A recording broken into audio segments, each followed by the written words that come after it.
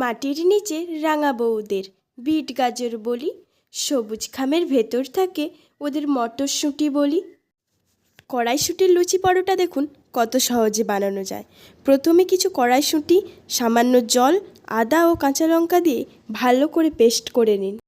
এবার একটা কড়াইতে সর্ষের তেল দিয়ে সামান্য পরিমাণ কালো জিরে, লবণ ও হলুদ দিয়ে দিন।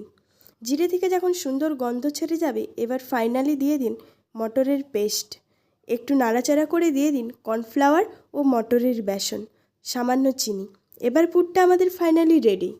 এবার ছোট ছোট ময়দার লেচি কেটে তাতে কড়াইশুঁটির পুর ভরে বেলে ভালো করে ভেজে নিলেই রেডি আমাদের কড়াইশুঁটির লুচি।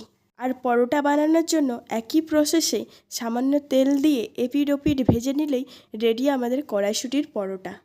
By the way, Jamuna home cafe চ্যানেলের ভিডিও যদি আপনাদের ভালো লেগে থাকে, আমার চ্যানেলটি সাবস্ক্রাইব করুন।